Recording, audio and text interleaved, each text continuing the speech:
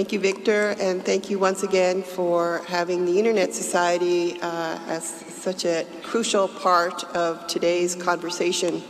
We thank you again for your hospitality and frankly for this gathering.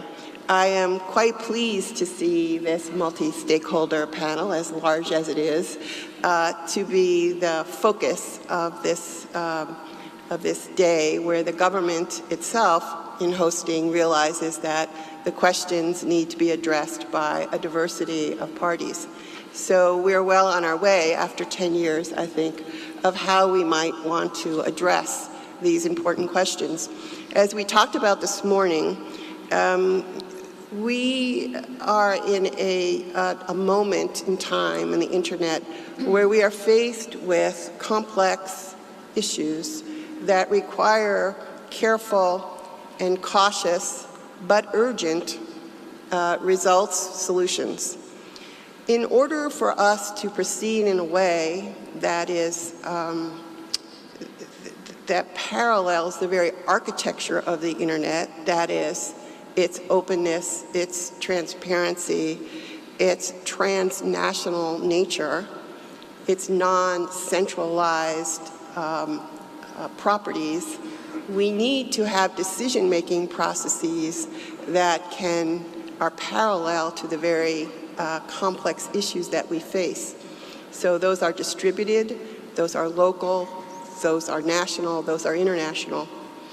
In order to arrive at good decision-making, it seems to us, we have to put some meat on the bones of what we mean in real life for multi-stakeholder processes. It seems to me that it is now the time for us to reform many of the ways that we have done things, because we've done them all along, to think through how we go beyond a notion of consultation on any particular issue and move toward consensus participation.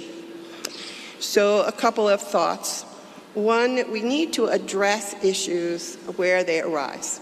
So if the issue has to do with how do parents think their children should use the internet in the classroom, it seems to me that's a very local issue with stakeholders that are quite clear: the children, the parents, the administrators, the community, the teachers. And they have quite the ability to sort through these things. When they're on the national level and we're sorting through commercial issues, we know we need the companies involved, we need the customers involved, we need users. Sometimes we need government, not always, but there may be times we do for normative type issues that we have to solve. And certainly internationally, I respect the statement of the ambassador from China that they are indeed complex and that we have mutual concerns about how those issues are decided across border. These will require much more thoughtful kinds of exercises about how nation states, sovereign nations, come together to deal with a transnational phenomena that all of the world's people can use. So I think that we are at a stage where we actually need to think through how the process works and to think through reform. Because in order to actually deal with some of the issues that we know are affecting the trust, safety, and security of the internet, and indeed its ability to be available to all the peoples of the world, it will take that kind of effort.